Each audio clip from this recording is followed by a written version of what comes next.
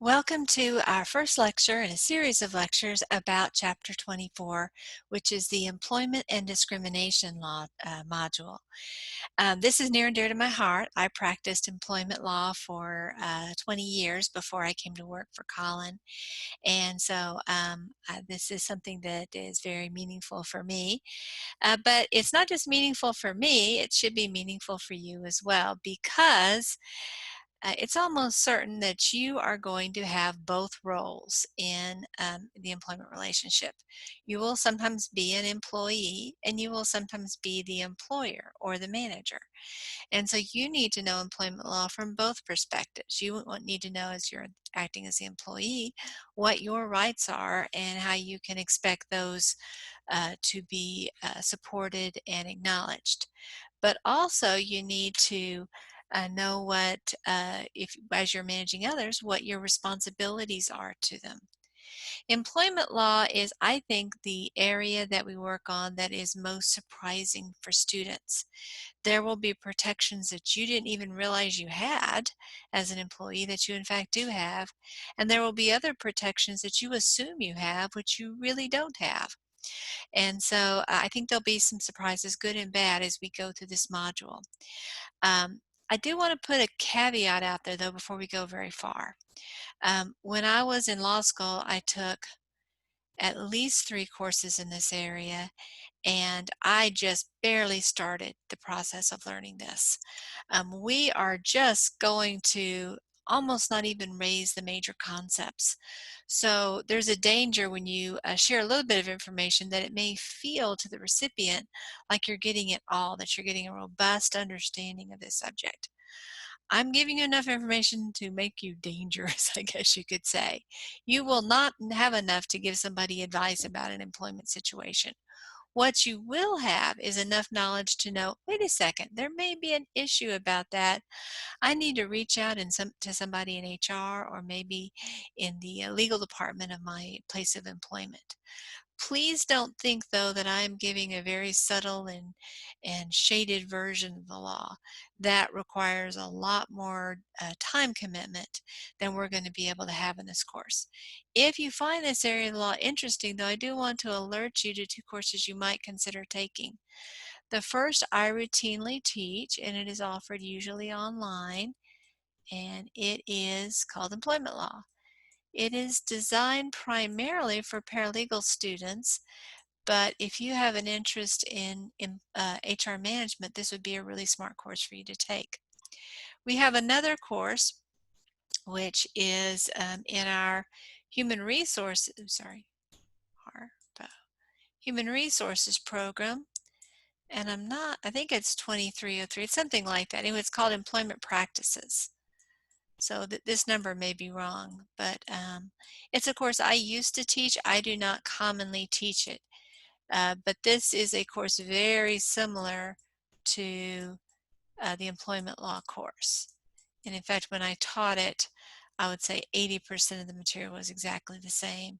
Since I don't teach it, I can't speak to it now. But one of these courses, if you want to get a deeper dive into employment law, will move you from knowing a few interesting facts to having a pretty robust understanding of at least kind of the introductory level of what's going on in this area. So let's go forward and talk in more specifics. One of the biggest surprises I think that students have is a doctrine of employment at will. And what this doctrine means is it's a two-way street type doctrine.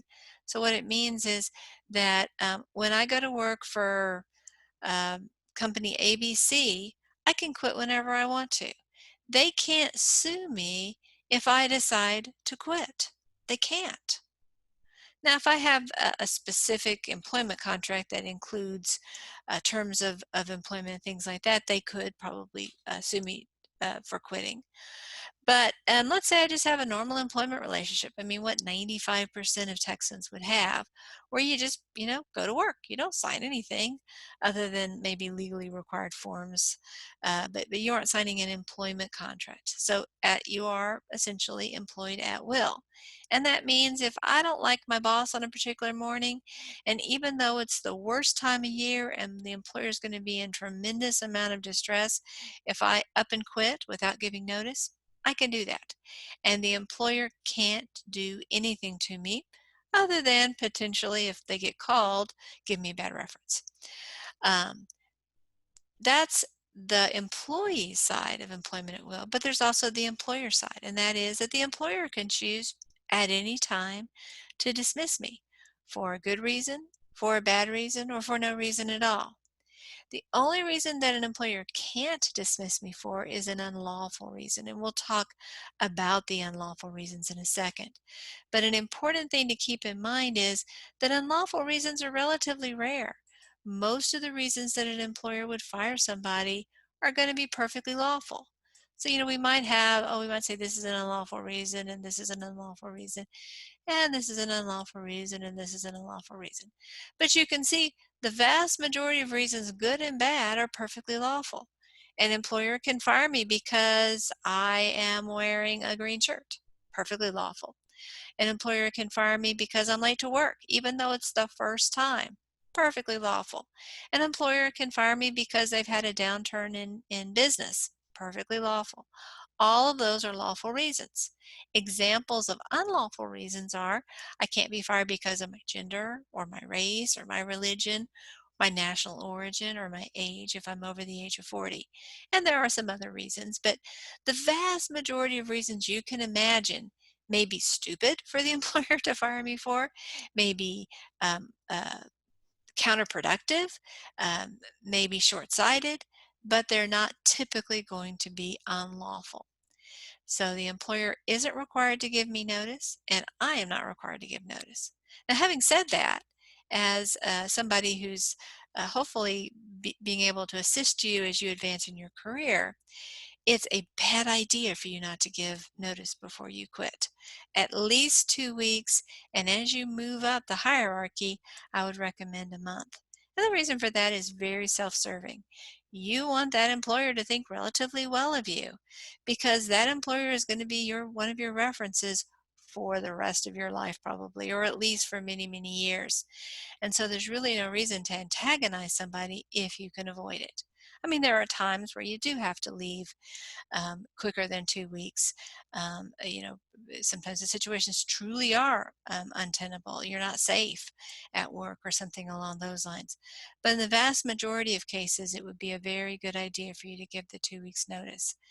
And your next employer is going to want you to do that because they will want you to give them the same courtesy when you're leaving them. So telling your employer, I can't start for 2 weeks because I need to give my current employer 2 weeks notice, that will impress them, I promise you. And if they aren't impressed by that, then it may be a good idea for you to pause and think about, is this really a place of employment where I want to work? So almost always, or virtually almost always, give that 2 weeks notice. But just know you're not legally required to, unless of course you happen to have signed some kind of employment contract. And you know what? In Texas, employment contracts are very, very rare. When I was the HR attorney for our home office at JCPenney, um, while I was there, when I early in my time there were only 4 executives that had written employment contracts. Then when we had a different CEO, the number went up to about 100. And then when we had a different CEO, I think the number went down to just 1 or 2. So there's some variation within a corporation, but at the times I was with JCPenney, the number of employees was in the 6 figures. So a very, very small percentage of most corporations are going to have people who have employment contracts. I mean, yes, football players and baseball players have them. Actors and actresses have them. There are some niches where you'll find that. But as a general rule, it's only the very, very most highly compensated that are going to have those types of employment contracts. And sometimes even they have those types of agreements. So it's very likely that unless you're self-employed, you will be employed at will almost all the time. So we will talk in this presentation about both federal law and state law. You may recall we talked about federalism in an earlier module. We talked about how certain things the federal government's kind of responsible for example, national defense, trade agreements, things along those lines. But then there's certain functions that are just state law functions. For example, most of the criminal justice system, family law issues, things like speeding limits on highways, those would be state law matters. And then there are areas where there's a lot of overlap. For example, uh, we have environmental protection. Sometimes it's the state, sometimes it's the federal that crafts those protections. And so when we have an area where both the state and the federal government have the authority to act, we get concerned as legal professionals about the topic of preemption. Typically, when both the state and the federal government can act, the federal government has the kind of final say-so. And the federal government can say one of two things. Um, we'll say generally, I mean, because there's some shades of meaning within these two categories. But one thing it can say is we're the only game in town. We're the only people who have the ability to legislate or regulate in this area. States can't say anything. That's one answer, and we call that total preemption. Another way they can respond is we can say, listen, we're the federal government, we're a floor, but states can provide protections above what our floor is. They can't they can't reduce the level of protections, but they can put protections on top. And that is a limited preemption. So you can have full or limited preemption. In the areas of labor and employment law, which is the subject of this lecture, we find that the answer is almost always the limited preemption, the second option. So the federal government doesn't stop states from saying you can protect your workers to a greater degree, but you can't take away any of the protections that federal law provides. Generally, Texas has not been a state that has given more protections for its employees than federal law. There are a few exceptions, but I would say probably 90+% of the areas where there is the possibility of giving greater protections, the state of Texas has elected not to. We'll talk about those exceptions in later lectures. You'll see in other states, though, that this is a very common thing. You'll find in California, for example, that there are lots of different levels of protection. For example, there are protections about the number of breaks and the timing of breaks that workers can have. There can be protections in other states about things like familial relationships and out of work activities that a person might do. So for example, if I'm a skydiver, in Texas, my employer can say, we don't hire skydivers, or we found out you're a skydiver, so we're going to fire you. But in many states, that would be unlawful. Or let's say I happen to, I don't know, work at a strip club, and my place of employment said, we just don't like the vibe of one of our workers working in a strip club, so we're going to fire you. Some states that would be unlawful. In Texas, it would be lawful. Some states have protections for random drug tests or other types of drug tests.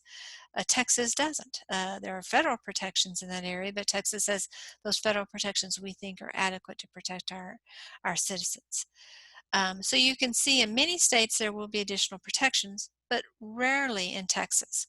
I like to talk about different states because you may end up working for an employer that has offices in multiple states, or you may choose to live in a different state.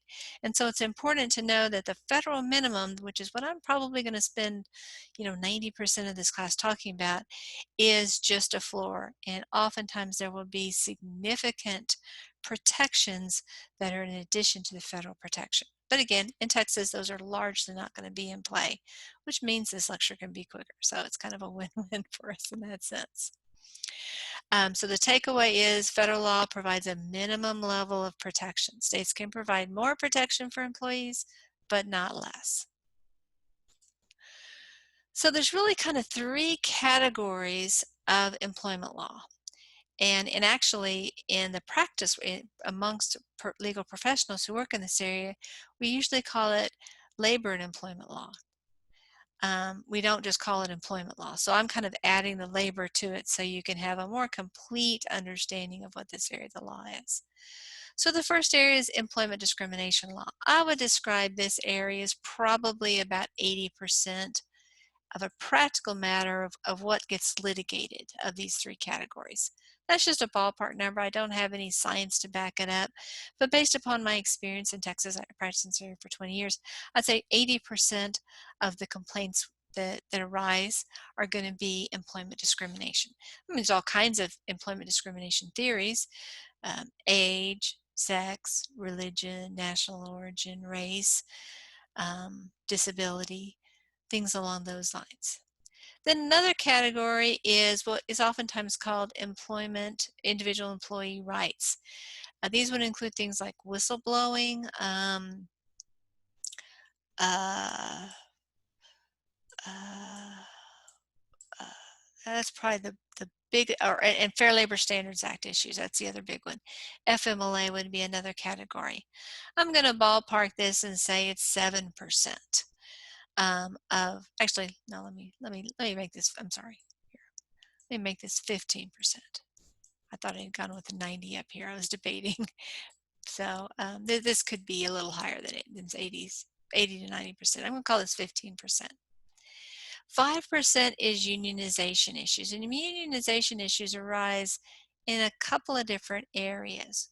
The first area is when a group of employees, some subset of the larger group of employees, expresses an interest in unionization and starts a union organizing campaign. And in that process, the union organizing campaign involves a lot of legal issues. What can an employer do? What can an employer not do? What must an employer do under those circumstances? Obviously, when a union campaign is going on, the managers in the business are focused almost exclusively on making uh, that event proceed appropriately. So at that time, it's almost 100% of what you're focused on. But union organizing campaigns are quite rare in Texas. If the union organizing campaign is successful and the union is voted in, then you're going to have continuing responsibilities as a manager.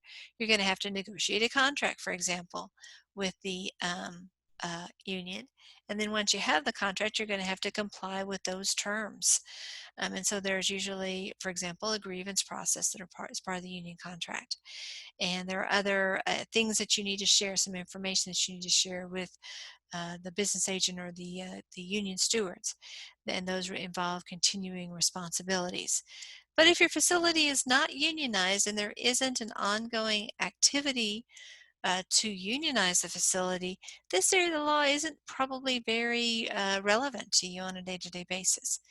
Even when it's, though, not relevant, there are just a couple of things that can come up in the union area kind of in a somewhat unexpected way. So I'm going to talk about that a little bit later in the presentation. So let's go to our next slide. This is a big one. It's kind of busy, so let's get started here. We have some key terms. We have Title VII, the Civil Rights Act of 1964, and we usually call this Title VII. Usually they put it in Roman numerals for whatever reason. You probably have heard of the Civil Rights Act of 1964. This was a law that was passed very shortly after JFK was assassinated, when Lyndon Baines Johnson was president. This is the most important civil rights law that we have in the United States. And as you can see by the name of this section, there's more than 7 sections of it. We're just going to talk about the employment discrimination protections. But if you've taken an American history course or a course about um, uh, uh, civil liberties or something along those lines, you will probably have learned about a lot of different aspects of this law. So it's a very, very important law. We're just going to talk about one particular section. This is the most important law that we're going to talk about in this particular chapter. It's most important because most of the protections that you and I have as employees stem from this statute. It's also important, though, because it's the template or the model for lots of other discrimination protection laws. So let's talk about what those laws are. We also have the Americans with Disabilities Act, which is typically called the ADA. This law actually has 2 portions as well. And one portion has to do with what's called public accommodation. That's also important to you as a business person because you will need to have your place of business designed in such a way that visitors and customers and other people can manage or move around that facility even if they might be disabled. Sometimes you see issues about public accommodation come up in stadiums or in theater halls, things like that, where there needs to, if you've been, for example, to a theater, seen a movie, you've seen that they have identified certain spots where people who are wheelchair users can sit and enjoy the movie. And that is a result of these public accommodation aspects within the ADA, or the Americans with Disabilities Act.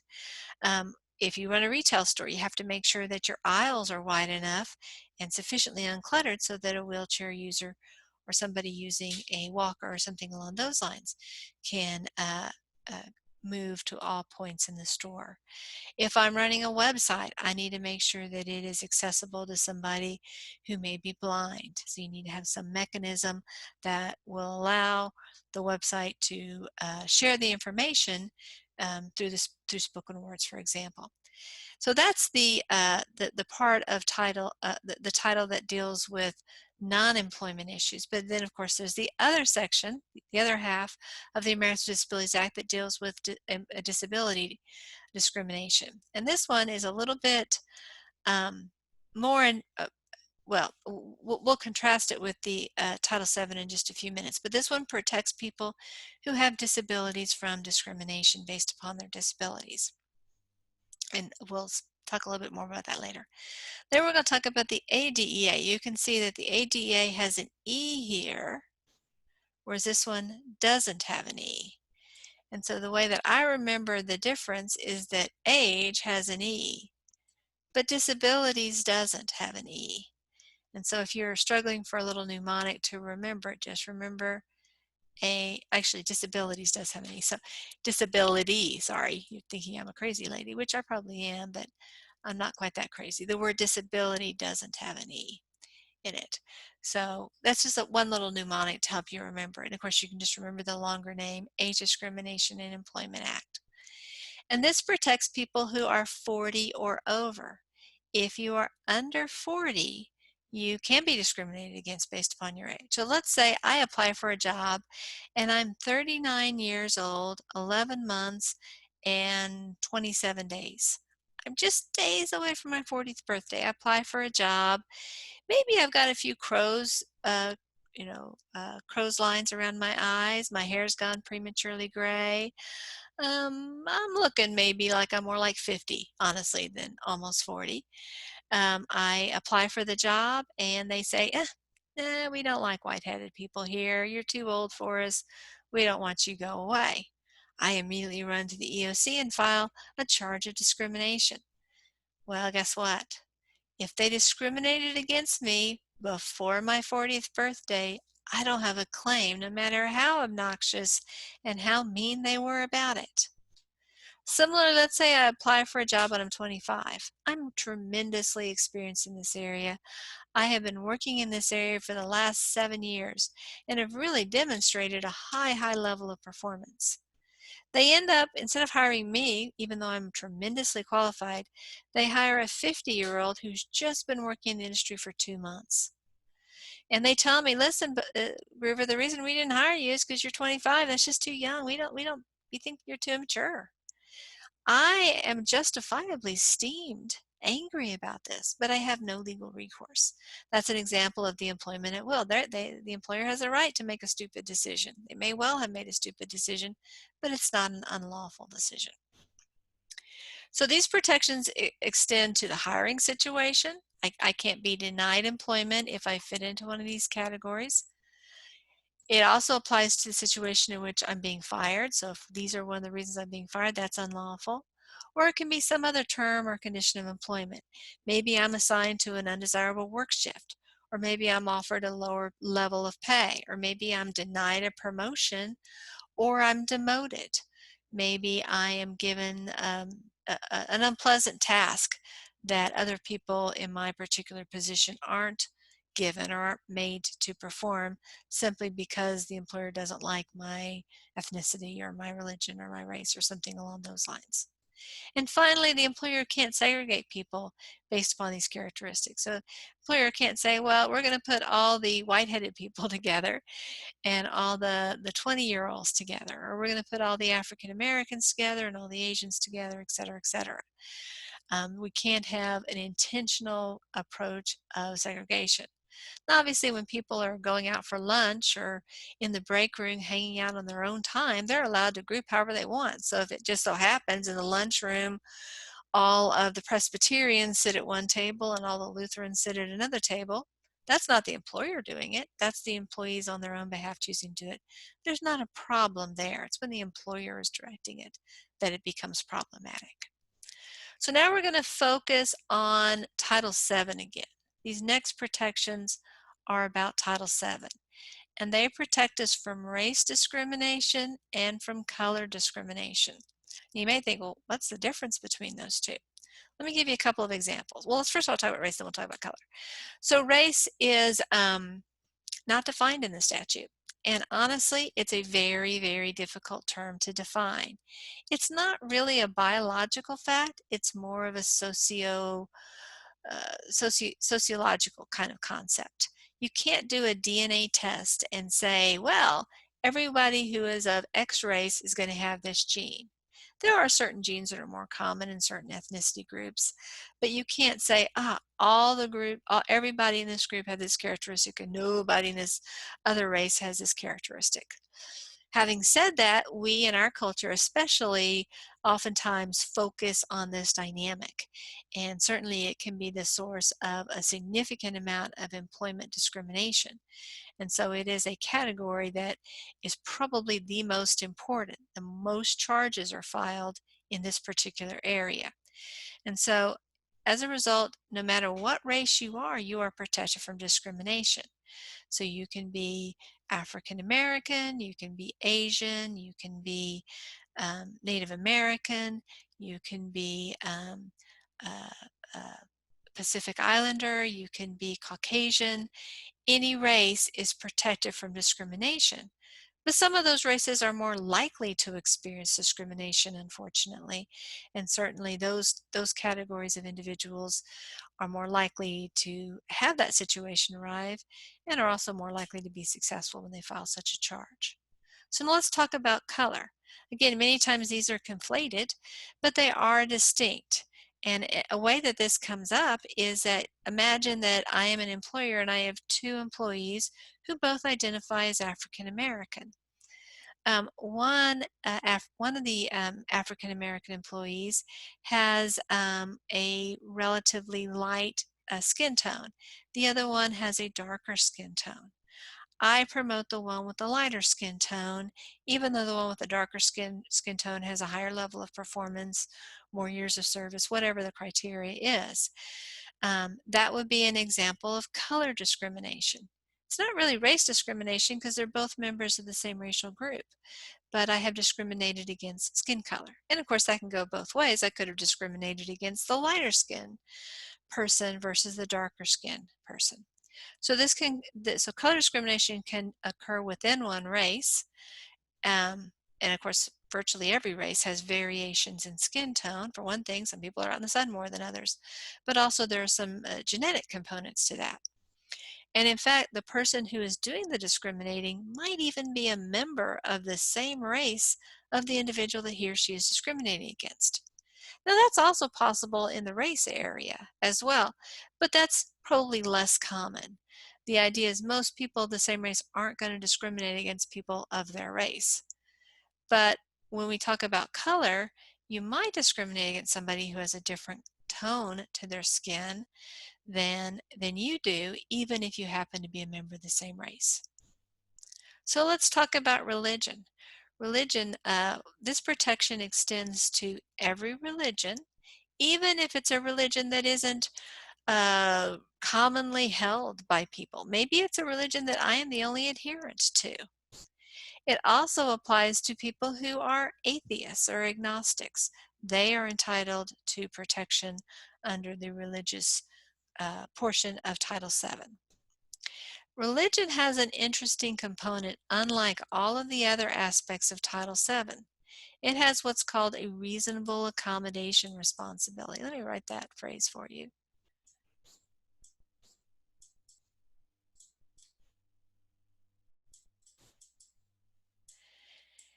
Under the law, it's not good enough that that the employer simply doesn't discriminate, but the employer also has to accommodate the religious practices of that particular worker. So let's say that I happen to be uh, an observant person of the Jewish faith, and as part of my religion, I experience the Sabbath from sundown on Friday to sundown on Saturday, and I am not able to do any work for compensation. Some of the time I'm probably in the synagogue, but other times I'm probably at home, but I am still not supposed to do any work. So in that situation, let's say I work for, I don't know, Target. Well, obviously Target is open on Saturdays, and as you can imagine, probably a lot of people who work at Target would like to have a Saturday off. So it, it would make sense that Target would want me to be available to work on Saturdays. And so I can say, though, I guess I should say reasonable accommodation, excuse me. I can say to Target, well, because of my religion, I do not want to work on that on any Saturday. And there may be other days. I don't happen to be of the Jewish faith, so I'm not sure, but there may be other days where the expectation is, maybe Rosh Hashanah or Yom Kippur, where the expectation is that I will not work on those days. And of course, most faiths, most Christians, for example, experience the Sabbath on Sunday. Uh, Other religions might have other times that are important for them to be absent from work. And so those types of accommodations employers need to attempt. There are whole courses taught on how you accommodate religious beliefs in the workplace. So I'm not going to go into a lot of discussion about exactly what that has to be like, what the specifics are, but just know if this issue comes up with one of your subordinates, that instead of saying no, you need to talk to somebody in HR before you can render a decision. So if you hear this from somebody, go ahead and take it to HR. Even if they didn't raise the issue during the interview process, even if you're very skeptical and you're not sure they're that sincerely religious, even if they've just recently decided to become an adherent to this particular faith, if they raise that issue, you need to talk to someone in HR because it is an area that can be fraught with a lot of legal risk for employers. And you want to make sure that you are complying with the law and protecting the rights of that employee. So be aware that there are duties with respect to reasonable accommodation for religious observance. It's not exclusively related to days off that the employee needs. There can be other situations that come up. I'm just going to mention two so you can get a flavor of what I'm talking about. One is for Muslim workers, they may need to have a private place to pray at set times during the workday. And so you would need to provide a place that is private and appropriate. It's not going to be noisy or distracting at the times where these individuals need to pray. And so be aware that that is an accommodation that would be reasonable. And you may need to work through exactly how that's going to look. Again, get HR involved in those situations. And then the third category I want to give you as just a third example, this is by no means an exhaustive list, is that you might have uh, workers who either need to wear a particular item or need to not wear a particular item. Some examples of this, and I'm also going to extend this to grooming. Some examples would be some people of the Jewish faith and some people of the Muslim faith um, wear beards as part of their religious observance.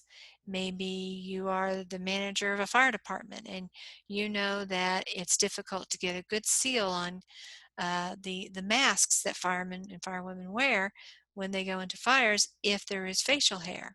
And so you might say, well, we can't accommodate that. Well, again, that's for a discussion to have so that you can figure out Again, working with HR, is that something we really ought to say, nope, you can't be a firefighter if you need to have that beard? Another issue can come up with people of the Sikh religion because in many cases they decide, or they, as part of their religious commitment, do not cut their hair. And so that can raise some safety issues that, again, may require a reasonable accommodation, or the way that they will present themselves may not fit with your dress code policies. Again, that would be an example of reasonable accommodation possibilities. Talk with HR.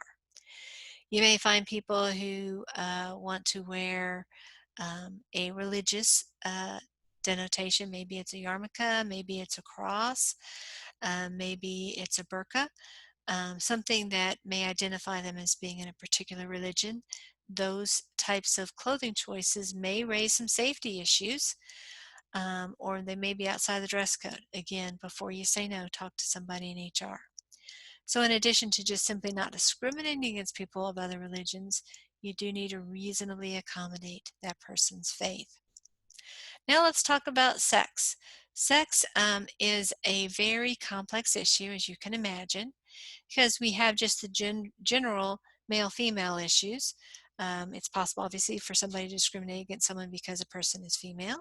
It's possible to discriminate against somebody because a person is male. It's also possible to have sexual harassment situations arise. In that situation, you're not discriminating against somebody in the sense of you're firing them because they're female, but you are mistreating them in some respect because of the fact that they're female or because they're male.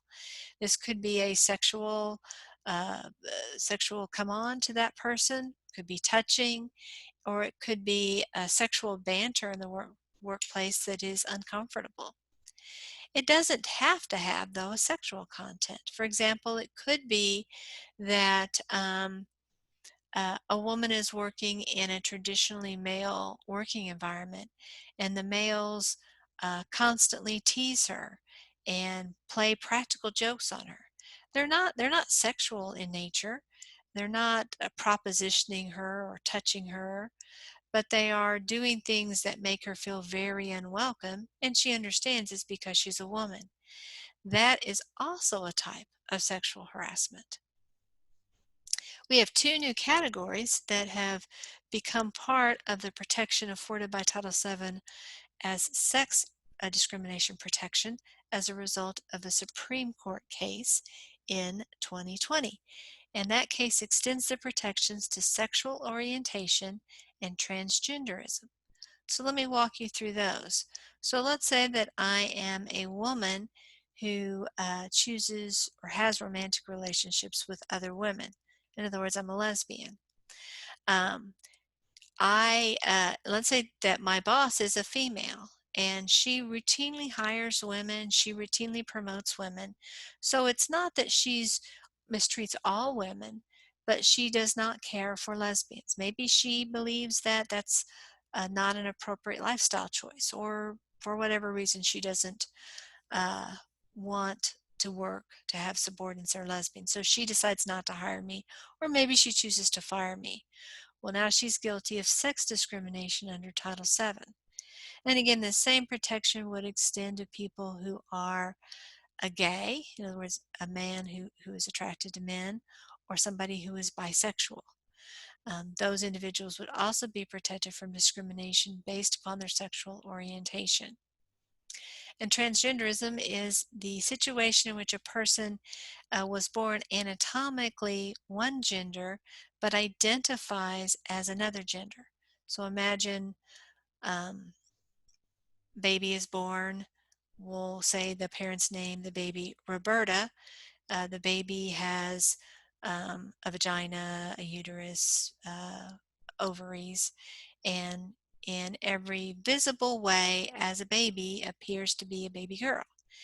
As Roberta grows up, she identifies as male. Now I'm going to say he identifies as a man, and chooses to be called Robert now. So we would say that Robert is a transgender person. In the past, Robert would not have been able to assert a claim for sex discrimination under Title VII because unless the employer discriminated against all men or I guess all biological women, um, there was no protection for transgenders specifically under federal law, although many states provided protections both for transgenderism and sexual orientation discrimination. But now, uh, Bob, is protected from discrimination if he is discriminated against because of his status as a transgender person. Now, you've probably seen there thinking, wow, there are so many different questions that are not yet answered about sexual orientation discrimination and transgender discrimination. You're right. We'll have to see how the law develops in these areas. Though we know that these are protected categories now, we don't know how that will play out in terms of what the the parameters of those levels of protections are. So if, as you're managing individuals, you find that concerns along these lines arise, I would highly encourage you, well, you should reach out to your HR professional whenever these concerns arise, but especially when these particular concerns arise, because we really don't know at this point exactly what those protections are going to look like. Let me just talk, as we're talking about sex discrimination, just talk about the Equal Pay Act of 1963. I said at the beginning that this is the most important, Title VII is the most important employment discrimination law we have, and that's true. But this law was passed a year before, and it is the first law that provided protection for women primarily, but also men, ensuring that women are paid equal pay if they're doing the same type of work. Now, the scope of this statute is much more limited than Title VII. It doesn't protect all levels of activity. It really just focuses upon the wages that the worker earns. It also requires that that this protection only applies when that particular job category has a mixed population. Both men and women do the work, and either men or women happen to earn more money than the other gender. And the reason for the pay differential is because of the gender issue. So it's a relatively modest scope statute. It is still in effect, even though Title VII certainly is a broader one with actually greater remedies available. But there are times that the Equal Pay Act is also alleged in addition to Title VII. And so it's an important law to keep in mind as we look in this area. Sometimes people ask, well, what about pregnancy discrimination? Well, that is also covered in Title VII under the sex discrimination category. And actually, as a result of a amendment to Title VII in the 1970s, it extended the protection to pregnancy. Now, unlike disability discrimination, which has an affirmative or as a reasonable accommodation responsibility, kind of similar to religion, we'll talk about that in a couple minutes, there is no obligation that the employer has to accommodate pregnancy situations. So let's imagine I'm pregnant. My doctor gives me a work restriction. I can't lift more than 10 pounds due to my pregnancy. Well, the employer is not required to honor that restriction. The employer can send me home. It would be very unwise for the employer to allow me to lift things over 10 pounds. But he or she can send me home if that's what the employer usually does when somebody presents a work restriction. Now, if the employer accommodates all the other work restrictions, the employer has to accommodate the pregnancy-related work restriction. So it really depends upon the practice of that employer generally. The employer isn't required to do more for the pregnant worker than he does for the worker who was in a car accident and has a bad back or has some other issue related to that. We use the term temporary disability often to describe pregnancy, but you can see the word temporary is really important here. It does not meet the definition of disability under the Americans with Disabilities Act. The Americans with Disabilities Act only applies to permanent disabilities. So pregnancy, obviously because it resolves itself in 9 months, can't be a permanent disability, even if a person is pregnant repeatedly, year after year in that type of situation. Each pregnancy is kind of its own event. So there is some protection for pregnancy discrimination, Most of the protection for pregnancy discrimination, though, we'll see in the Family and Medical Leave Act, and that will be something that we talk about in more detail when we talk about this category. This is where we find the Family and Medical Leave Act. So let's go up to Americans with Disabilities Act again. It has something that's very important in common with religion. Just like with religion, not only do employers have to stop discriminating against people with disabilities, the employer has to reasonably accommodate the disability. Now, the obligation under religion is a relatively minor one. While don't make the judgment call on your own, get someone from HR involved, the employer is not required to spend very much money at all to accommodate a religious practice. But under the Americans with Disabilities Act, even though the exact same phrase is used, reasonable accommodation, the obligation is significantly more onerous on employers. Employers are required to spend money, sometimes thousands and thousands of dollars, although the size of the employer does affect how much the employer might need to pay under those circumstances. Again, this is a very complicated law. It can be tricky to figure out whether a person actually satisfies the definition for disability, and then it can be quickly tricky to decide what kind of accommodation, if any, is necessary to make. So again, if you're in that situation, if you have somebody who's talking about a medical situation and the need for something to change in the work environment, be sure to get someone in HR involved. Let me just talk about a couple of disabilities that you may not think of as disabilities that can cause some problems. One disability can be HIV or AIDS.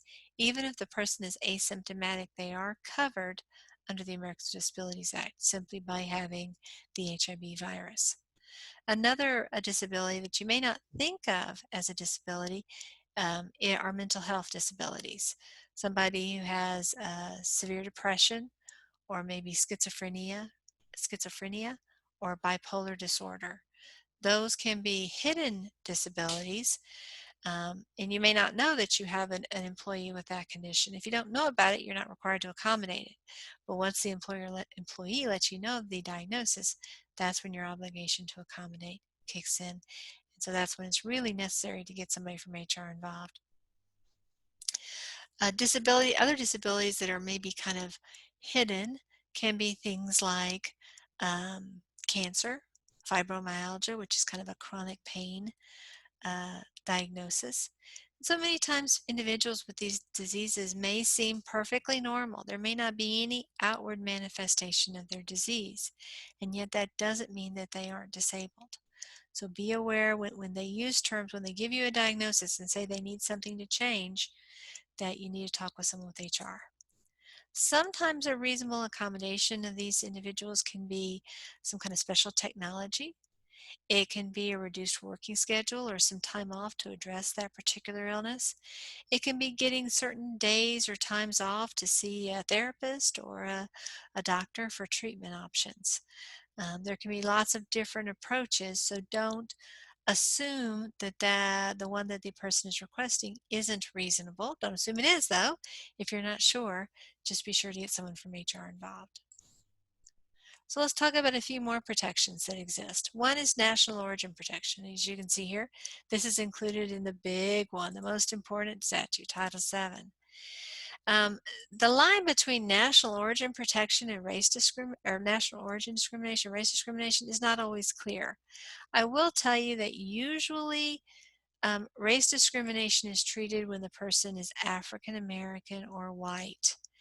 And usually we use national origin for people of different national origin. So for example, if I'm being discriminated against because my parents were from Vietnam, I'm probably going to sue under national origin. Now you might say, well, you're also racially Asian, and that would be true. So it's possible that I would sue also under race, but for whatever reason, typically Asian ethnicities have chosen to sue under national origin. But it's not that they're precluded from doing race, it's just more common to see those under national origin. People who are Hispanic who are suing because of discrimination based upon their status as being Hispanic would also sue under national origin. So when we look at this term, we're not talking about the nation or the country in which you were born. So let's say I was born in the United States, and maybe my parents and grandparents and great grandparents were all born in the United States. But if you go far enough back, I have a relative who was born in, Japan, or in Samoa, or in Mexico. And so I can still have that national origin even if I don't speak the language of that country. I may not even ethnically look like that particular ethnicity. Um, it may simply be that I've got a surname that sounds like I am from that area. So it may even be a situation where my husband or wife, maybe if I've taken my wife's name, has that particular national origin.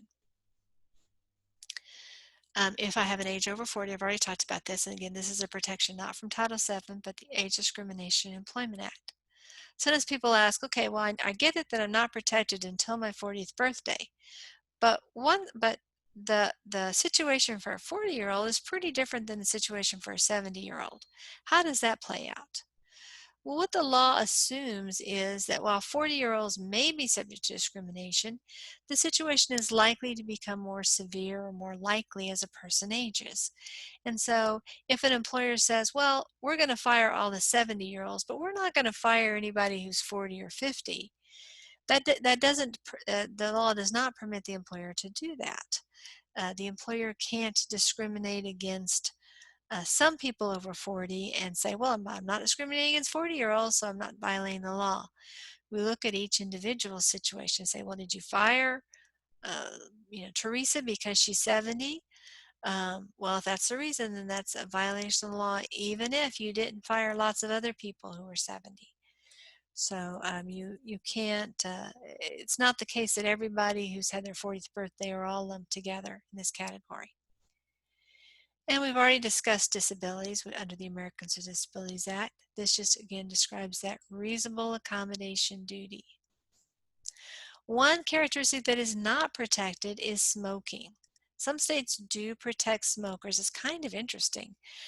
Some of the states that we maybe think of as the most conservative will provide protections for smokers, and that usually extends from the fact that these states are oftentimes they have economic connections to the tobacco industry, and so because much of their uh, state revenue comes from the tobacco industry, they have a special sensitivity to the interest of the smoking population. They probably also have a higher smoking population, perhaps, than other states.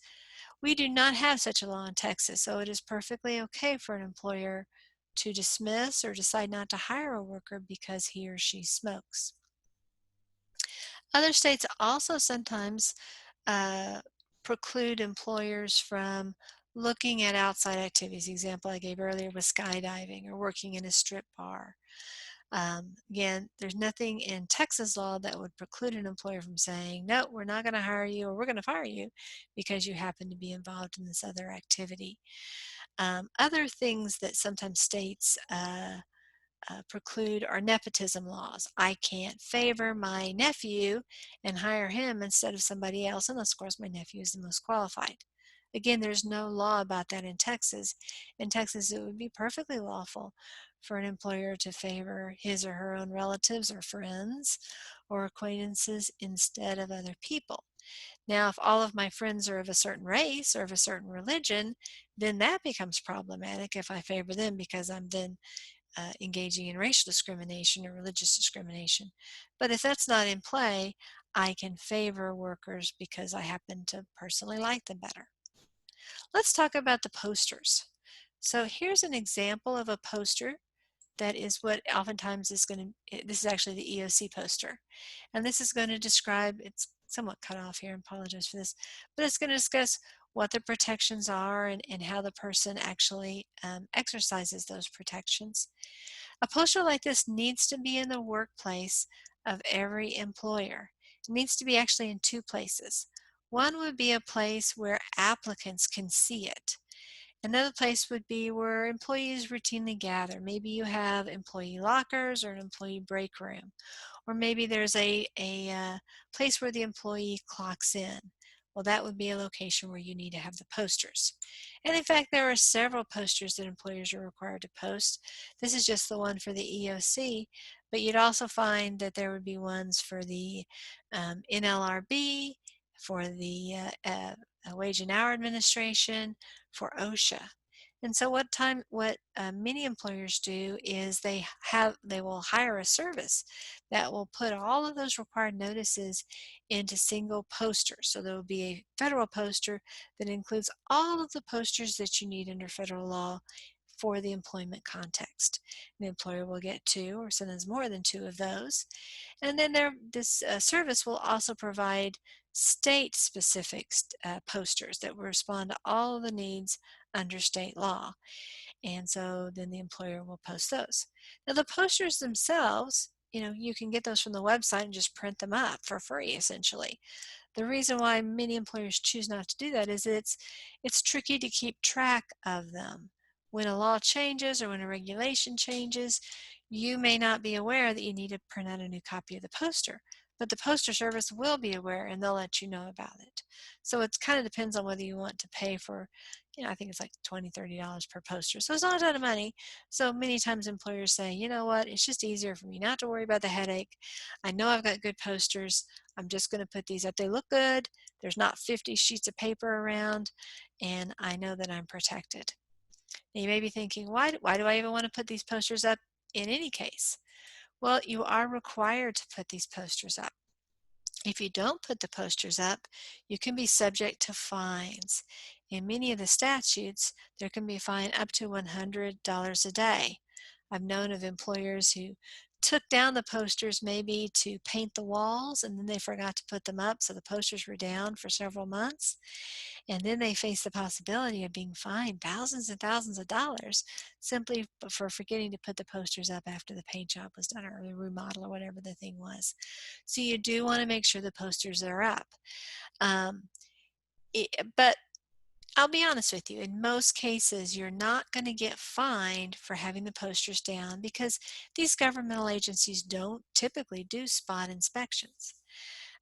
And so usually the way that you get caught with a poster violation is when the agency comes to investigate a claim of discrimination. And so one of the first things they're going to want to do is, well, show me where the posters are. And you say, oh, I don't have any posters. Well, that does kind of two things. Number one, it may open you up to a fine. Probably won't. Most of the time, that's not a big focus of the investigation. But what it definitely does is it makes the investigators say, this employer isn't too concerned about legal compliance in this area. And so they have an initially very negative opinion about you. Obviously, you don't want that when the government's investigating you. It's also something that can become relevant if this case goes to trial. The jury is going to hear that you weren't putting the posters up. And the jury may draw a conclusion that the reason that you didn't have your posters up was that you didn't want the employees to know about their rights because you knew that you were violating the law. So it's a really good idea to keep those posters up and make sure that they comply with all of the rules. So at this point, I'm going to flip on over. We're going to cover slide 9 in another lecture. So I'm going to go to the EEOC website so we can see what that's like. This is the EEOC website. It's just eoc.gov. This is the agency that enforces all of the laws that we've talked about today. And as you can see here, they have resources for employees and job applicants, perhaps people who think they have been discriminated against. Then it has information for employers, how to comply with the law. Let's go to the About EEOC right here. I'm going to flip on this one, then I'm going to go to the laws, regulations, and guidance. So let's say you need to do a little bit deeper dive into these concepts. Well, you can click on these links to find additional information. Or maybe you know that you've gotten a claim of sexual harassment. Well, you can click on this to find out some more information about that. Let's say, though, that you are an employee and you think that you have been discriminated against. So let's click on this. This explains how to file a charge. and it can take you to and show you all of the specifics about how to do that, all the different methods that you would use to file a charge of discrimination. So again, I just wanted to make you aware of this so you have a point of reference. If you're the employer and you have concerns that have come up in the workplace in this area, know that the EOC is here with lots of helpful resources. And if you are an employee with a concern, this is certainly an option for you as well. You may also want to think about taking the matter up with your HR department. At this time, I'm going to go ahead and end the lecture. I hope that this information has been helpful to you. I thank you for your attention and have a wonderful day.